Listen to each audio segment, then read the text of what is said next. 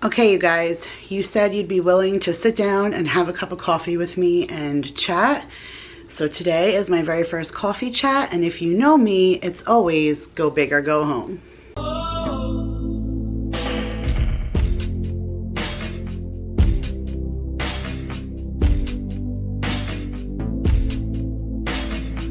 Hey guys, Kira here from 50 Shades of Mom, back to do my very first coffee chat with you guys. I sat back about maybe a month and a half ago and did a video asking you guys if you would be willing to do some kind of coffee chat. Maybe sometimes it's going to be a cocktail or something, and just kind of sit and talk about a topic that I want to discuss with you guys. This topic is a very personal topic to me.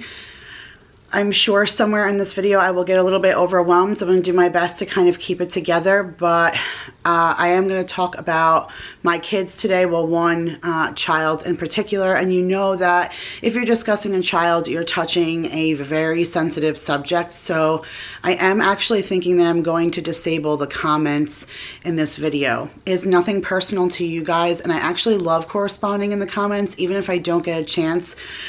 Sometimes I'm so overwhelmed and appreciative for so many of you that comment. I do get lost in going back and commenting, because then the next video comes and then people are still commenting on old.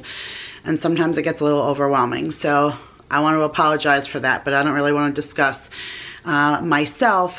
I just want to say that I think I'm going to disable the comments, because I know that so many of you are going to say you're experiencing the same thing or feel the same way or know somebody that did, or maybe doesn't agree with what I'm saying at all.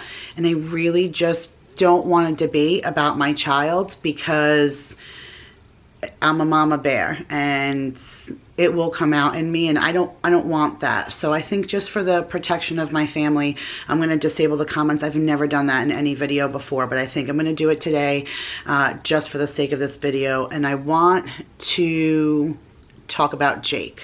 So even more emphasized wanting to talk about Jake. I've been really wanting to do this video for so long, and I want to talk about Jake because after my grocery haul that I just put out, someone asked another question again, and it just spawned how important it is to have this conversation. So I'm going to take a sip of coffee, I'm going to put it down, and I'm going to begin. All right, so Jake is the start of me being a mom. You know, he kind of kicked off my motherhood status. So Jake really holds a special place in my heart. Not that I love him more than any other child. Of course, that's not the case. But Jake is also a very special kid. Now, as far as saying like special, as far as special needs, we're going to get into that in just a second. But I'm very inspired by doing this video because of Leanne, my girlfriend Leanne from Grady's mom. She did a video not too long back as well, kind of going over Grady, her son, and his autism. And I feel like it's very brave to come online and talk about your child, just because, again, everybody has opinions, and I understand I have opinions of my own, so I get that, and it's hard sometimes to decide what you want to share. I love sharing with you guys. I never knew I would be so into sharing all of this content, and like I said, corresponding in the comments and reading great ideas. You know, we just had panettone French toast for the first time ever on Thanksgiving because somebody suggested that to me. If I didn't do this, that wouldn't have happened, and so on and so forth. So I feel like you debate on what you want to share, because some things are just meant to be contained inside of your home. And you always wonder what you're not sharing. Is that holding back anything? Because you begin to meet people that you fall in love with, friend-wise and stuff, because they love you and your family, and they're sending cards and gifts and praying for you and wishing happy birthdays and all of those things. And so you want to fill everybody in because you want everyone to be a part of your life, but then you always walk that borderline of what to share and what not to share.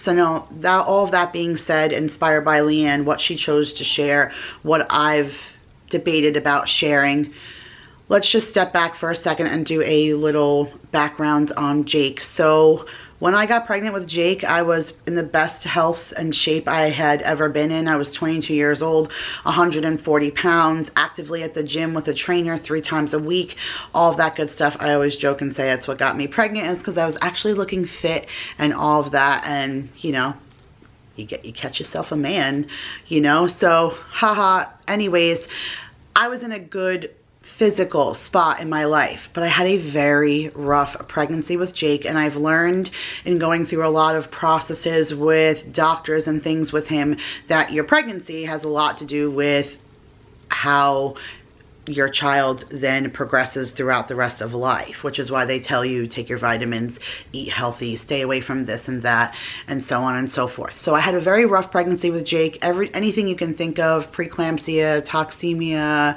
hypertension. I did not have gestational diabetes, but beyond that, everything else, it was on the table. I went 8 days late and then was scheduled for an induction and ended up going into labor on my own. Of course, Jake would be stubborn and not let somebody do what they were supposed to do. He'd make his entrance on his own because they were about to take it into their own hands. So I did go into labor early, and then but I wasn't effaced, I wasn't dilated, I wasn't anything, and so I had to have Cervidil, and I never even got a chance to even get Pitocin because I had a reaction to Demerol. I found out I was allergic to that, so I got super sick, and finally the doctor came in and said that the Cervidil had done enough that they could give me an epidural. And the epidural put Jake into stress, which caused him to have a bowel movement in the uterus, which he received meconium poisoning. It was like a whole big to-do. They rushed me in for a C-section, and it was a very rough C-section. When I had my staples out, back then, you know, 14 years ago, my 2 littles, I didn't have staples. But for Jake, I had staples. And when I went to get them out, I was like, when can I go back to the gym? You know, like, I feel gross. And they were like, listen, he was such a fast progressing need for C-section that we just went in with no precision. So your muscles in your stomach are no longer attached, and, you know, probably without a tummy tuck, you're never really going to get your stomach back the same. So that was a real hit to me. I don't think I've ever really recovered from that, because I was so proud of my body and what I had come to beforehand. And I am proud of my battle wounds, but it's just, and I got older and 2 more kids, and then now it's just kind of out of hand. But regardless, I feel like that all of those things kind of played a part in Jake. So around the age of perfect child up until right around preschool, I mean, Jake did all the activities. He never showed any signs of anything else. You know, he talked super early, like earlier than all of my kids. A little jumbled when he spoke, almost like Mason, but definitely a lot more clear, had a lot extensive vocabulary. And I just started noticing right around the age of about 3 to 4 that Jake was no longer growing anymore at all. He would gain like a pound or 2 a year, and maybe a half an inch or an inch. Now, I'm short, and they say, you know, your family's short and stuff. All of that plays a part into it, but it just didn't seem right to me. Everybody else was just starting to tower over him. And then when he started preschool, it became really prominent how short and little that he was, standing next to other kids, you know, his age and size. So right away, that was a red flag for me that there was something physically going on with Jake. And then also right around that time, I started noticing that Jake was having a hard time following basic instructions. Like, hey, go get your shoes and your jacket and bring them back to me. Jake could only get his shoes, and maybe he would only bring me one. And then I would be like, okay, you gotta go back and get your other shoe. And then he would get it. And then, you know, then I would have to redirect him to go back and get his jacket. And it seemed to be taking a long time. I was a new mom, so I didn't know if that was normal or not, but it still seemed a little bizarre that it was just taking so long. And then his teacher, he was going to universal pre-K program, which means on Long Island, that means everybody gets in to the universal pre-K program, but it's only 2.5 hours. So he was in the morning program where he went from 8 to 11:30. 8:30 to 11, 8:30 to 11. So I picked him up, and the teacher had said, like, hey, we have to have a talk. She was very upset, and she said, you know, I have the sand and water table, and I can't now use it for my afternoon class because the kids were only supposed to pour a little bit of water, and he poured a big bucket of water, and he flooded the whole table. Now the sand's all wet, and I can't use it. So being the mom that I was like, you know, hey, wait, you know, you gave this kid like a little Dixie cup of water and you want him to pour a Dixie cup, but you handed him a jug. He's 4. He's going to dump the whole thing out. She still said to me, this was the last straw for me. He doesn't answer things appropriately. If we talk about what you would find in the city, he would say a barn or a pig. If you talked about what you would find in a farm, he would say a building or a motorcycle. And she said, no matter how much we coach him, he always says the opposite of what it would be. And I feel like you need to have him tested for services. So I've discovered South Carolina doesn't really have the same things as New York, so I might have done Jake a tiny bit of disservice by moving here, because in New York he was tested for services, which means he sees a psychologist, he sees an occupational therapist, and a speech pathologist. They all derive a report and then they report back to you. They operate on a scale of 0 months to 60 months, and Jake was tested at a 56 or 57th month age. So he was very close to aging out of that testing block that he was in, but regardless, he still fell in. So he still tested pretty well. They said he had a very high IQ and a great vocabulary. They did feel like he needed some speech, so he did receive some speech therapy. His occupational therapy, like zippers, buttons, cutting with scissors, that was a little off, but they didn't feel like he needed therapy for that, but they definitely said he was delayed there. They did say that they couldn't get an overall assessment because Jake had ADHD, or they couldn't say that, they're not physicians, but that he should see a developmental pediatrician because he probably had ADHD. He couldn't sit still long enough for them to really finish their assessment. Their overall summary was that Jake probably would have scored way lower and been eligible for way more services had he been tested in the next block, which is like 60 months to 12 years of age. Jake was compared to a 1-year-old on what they can do. So he still exceeded that. But if he were tested in that next block, Jake probably would have had a lot of services from the very beginning. If he stayed in New York and we stayed in New York, they would have been forced to reassess him after a certain amount of time. Because they don't do that here and the paperwork didn't really carry over. Again, I kind of think I operated on a disservice here, but my pediatricians at home, and these were my pediatricians, weren't listening to me about what I thought was physically going on with Jake. Not that I knew, but I knew something was wrong. When we came here, his pediatrician found something wrong. So I guess I don't know, should we have stayed in New York and helped his education, or come to South Carolina where a doctor finally listened to me and was able to find a medical condition. So like I said, in New York, Jake got speech and that was it. He had a IEP for school, and then that carried over to when we were here, where he received a little bit more speech and then continued with an IEP throughout his school, which, if you don't know what an IEP is, it's just a guideline in school that sets parameters, special parameters per each particular child on what they may need to get them through the school year.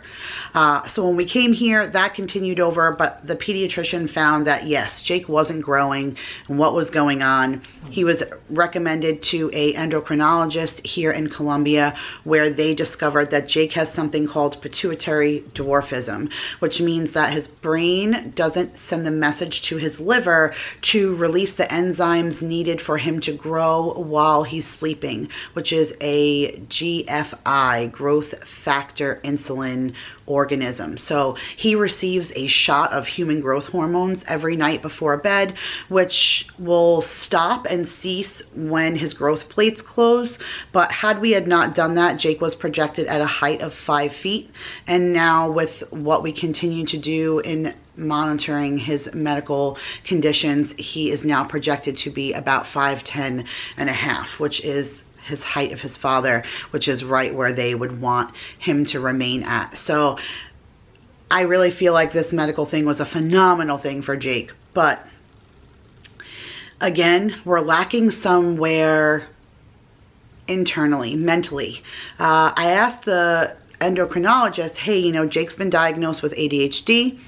And now we're discovering with his psychologist and psychiatrist here that he has oppositional defiance disorder, he has anxiety, he has all these other things. Are there any correlation? She said there is no documented correlation, but anybody who has pituitary dwarfism generally has ADHD or some kind of immaturity factor. Maybe it's because physically what you look like on the outside maybe matches your mentality. Again, there's no correlation, but nobody really knows. But I have known from the very beginning, as did his teacher at 4, that mentally Jake is behind. Now, the problem with school being able to help you with that is that Jake is not behind academically. Jake is just made A and B honor roll. But you know what? Neither was Rain Man. You know, I always use that as an example because if you've ever seen that movie, you know, he could do numbers like crazy. The toothpicks hit the floor and he could tell you how many were there. And Jake has that brain. Now, I'm not necessarily saying that Jake is autistic, although I do believe that somewhere in that spectrum, it is so phenomenally large that there are so many different things that we don't even know about could mentally affect a child so that they are not operating on a typical age-appropriate scale. Jake still does things that we were concerned about at the age of 4. I still have to remind him to look both ways when crossing the street. He is 14 years old. And now, this brings me to why I really wanted to do this video, because a lot of you have asked, why doesn't Jake do his own lunch? Or why doesn't Jake help clean? Like, if you hate the dishes, why don't you have your 14-year-old do something to help you with that? And that makes total sense. And I appreciate all of that. I never take any of that so negatively. I know that if I had a suggestion about, hey, this is what I did with my child and it worked, like giving that suggestion to somebody else. However, with Jake, he is not a typical 14-year-old. Mentally, it's unbelievable how behind he is. And now, everybody for the longest time was just telling me he's immature, he's a boy, he'll grow out of it. It's not the case now. And now people are starting to listen to me and believe me, because 5 years ago, when Jake was acting like this, it still seems like just a delay. Now, Jake is acting the way he still did 5 years ago, and he's 14. So now they're starting to listen to me. So I actually waited to do this video because we just recently met with his psychiatrist just again last week, and we're trying to start some other kind of services and try and find ways to get him retested. They're afraid that my insurance is not going to cover anything because searching for autism or any kind of developmental delays is something that happens at a younger age. And being that Jake is so old, they feel like they're not going to acknowledge that. I feel that, especially with his academic record, it's not affecting him in school, so it's really just affecting him on the outside. But he is socially awkward. He has 0 friends, and that is all because, what were you doing at 14? I know what I was doing at 14, and that's not Jake.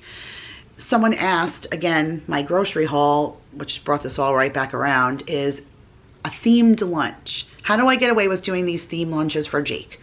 Well, I have said and mentioned before, I try my best to do lunches that are age appropriate for him so that he's not ridiculed in school, but I also try my best to still let Jake do fun things, because mentally, that's where Jake is at.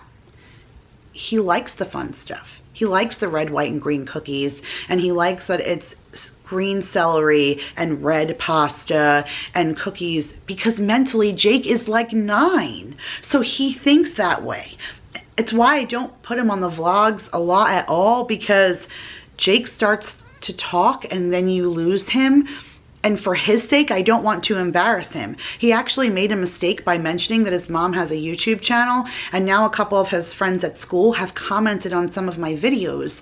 So I'm actually going to make this video in the title very risque, just like coffee chat, so that maybe a 14-year-old isn't going to click on it, because the last thing I want to do is put my kid on blast out there where you know kids are so rough. So at the end of the day, bottom line is it's a challenge with Jake. I have my own special needs child. Again, they've said that they don't necessarily think it's autism, just because there's so many things as far as autism is concerned that doesn't apply to Jake. But as far as I'm concerned, there are a lot of things that do. Again, I'm not heading in that direction. I just feel like mentally, because could be so many various different things that could be wrong, I just don't want to close the doors to anything. All I know is, as a mother, my child needs a little bit more special attention. You know, a couple of times someone said like, wow, you know, your grocery haul was all Jake this and Jake that. Jake takes a lot of my attention, because even at 4 and 2, well, Mason's going to be 5 and 2.5, although my littles still need me and I give them tons of attention as well, they are a little bit more self-sufficient sometimes than Jake.